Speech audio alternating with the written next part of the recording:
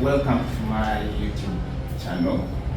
If you do not know me, my name is Silva, and I teach people about farming, and specifically a lot about pig farming, which is one of the key profitable ventures that you can actually invest your money in. So today in this video, I would love to talk about how you can start a profitable piggery farm. How to start a profitable piggery farm. Well, just like any other business, there are so many things that are really vital for you to see that you start something that is successful. There is always a product, and there is a process. So a process and a product.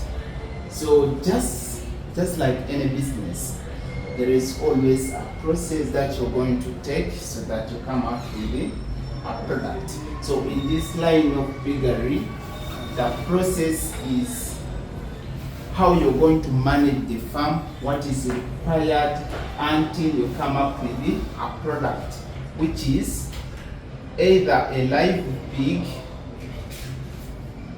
or at the end of it all you can have pork, processed pork. So if you're going to achieve pork at the end of it all, it also needs a specific process from the live pig until you achieve a product as pork. So within the process, there is a lot that is needed in terms of resource, money that you need to invest, and a lot of money can be in the process as you're getting your end product has a live pig or pork. So if you need to start a profitable piggery enterprise, what vital things are you going to consider if you want to start a piggery enterprise that is going to make returns to your investment? What vital things should you consider? Some of the things that are vital are basically land, then labor. You know, some of the things, land, labor, then we have the animals themselves. Let me put them as genetics, animals. You need to plan on nutrition. You need to plan on structures. These are animals that do not move so far to look for their food. So even though they are moving, that means you will expose them to a wide range risk on getting swine fever, and you find that your farm is attacked with swine fever. So other things are equipment,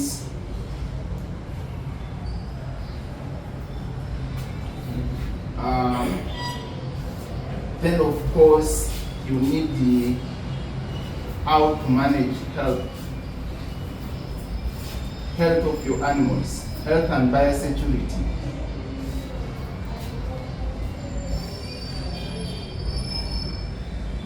So these are vital things that you should plan if you're starting a profitable piggery enterprise. At the end of it all, you need land, considerable size. The size of the land will also determine the biosecurity and how people can actually access your farm. Then labor. Labor is vital in this case because you really need people that can do for you the work, that can follow the process until you come up with the end product, which is pork. Then genetics, in this case, you need animals that are good performers.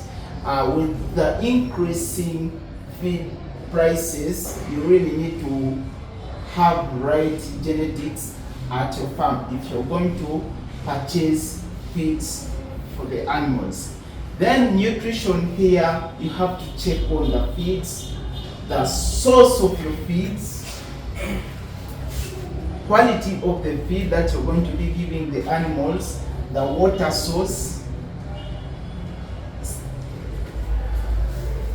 have your water, then quality of the feed that you're going to give your animals are really very vital to see that your animal performs so well. Then you have structures to house the animals. Remember, these are monogastrics, and you're going to provide them with feed, and they need to be housed against harsh environmental conditions. Then you have equipments that can help you put water, food, and provide assistance to the pig in terms of farrowing. You need a farrowing crate. Farrowing crate can help you actually during the process of farrowing. Then you have feeders, and of course the nipple system to provide quality water for the animals. Now, remember, all the things need you to have money. The health part of it and biosecurity, basically you need qualified vet, or as a consultant, or as someone at the farm, to see that you have a mitigation on disease. Remember, these are live animals and they can fall sick. So you have to have mitigation in case of any disease that arise at the farm. So these are the most vital things for you to actually consider that you start a farm. Now, what happens if you're looking at profitable pig farming?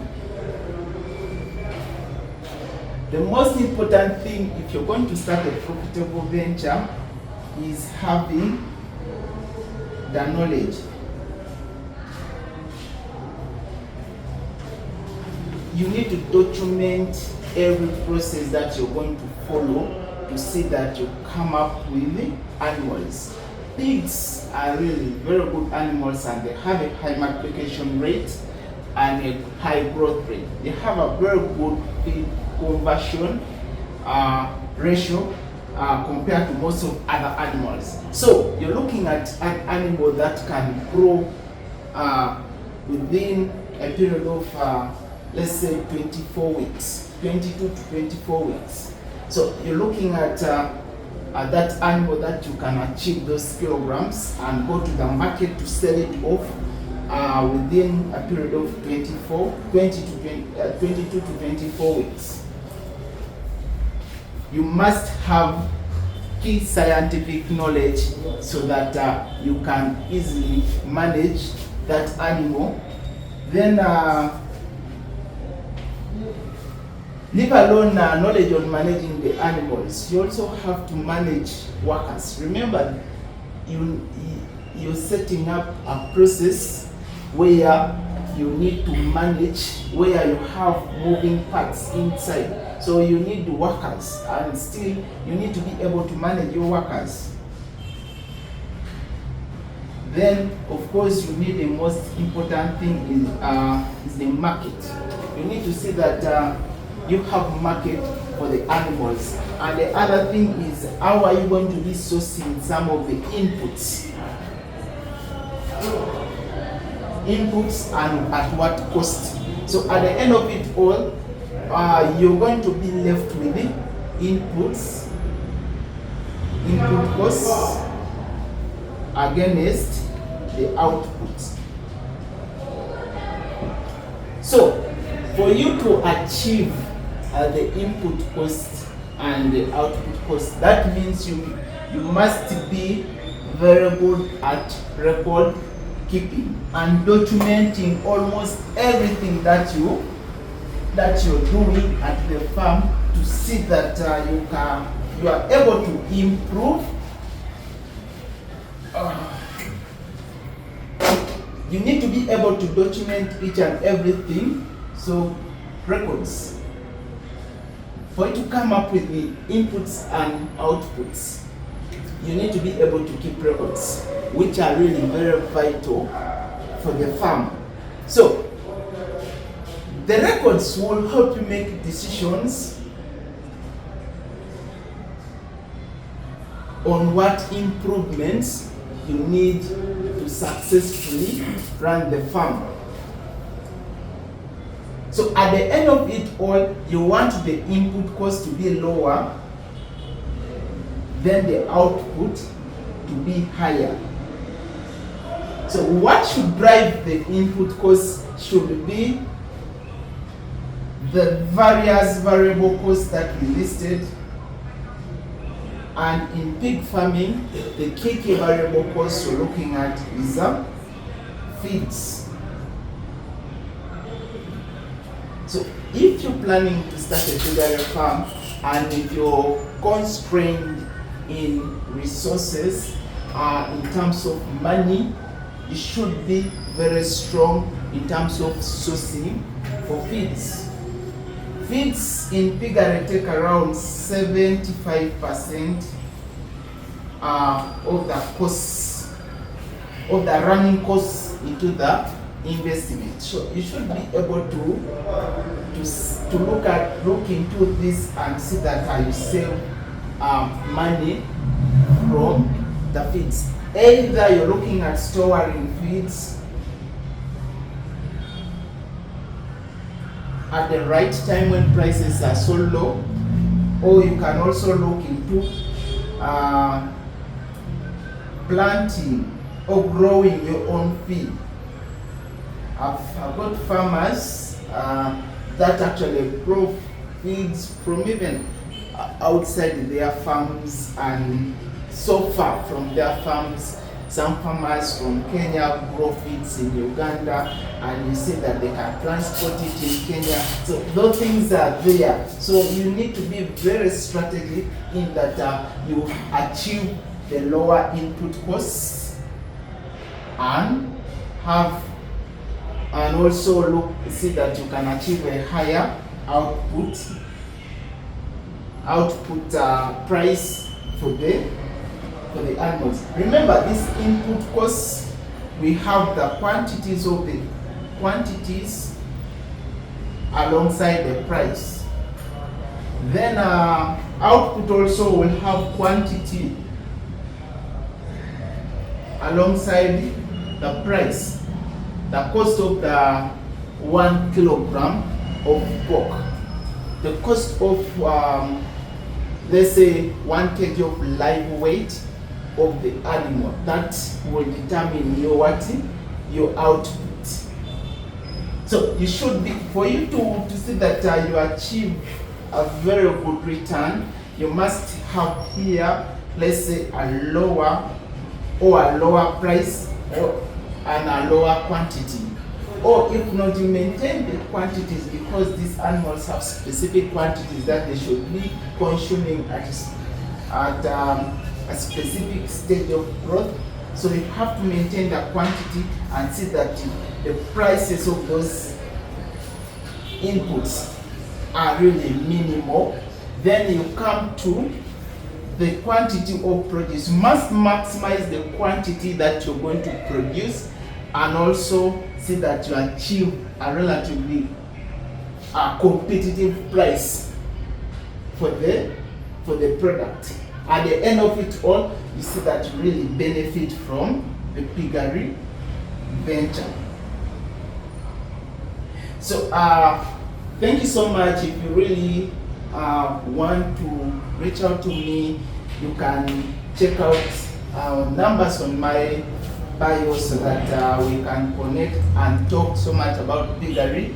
But please subscribe either to keep following this. I'll be talking about goat farming, poultry farming, and you see that you can make a choice on the kind of venture that you can actually invest your money in and trust your process. The key thing is basically making a solid, strong decision to enter into a specific venture in that you benefit from it. All right.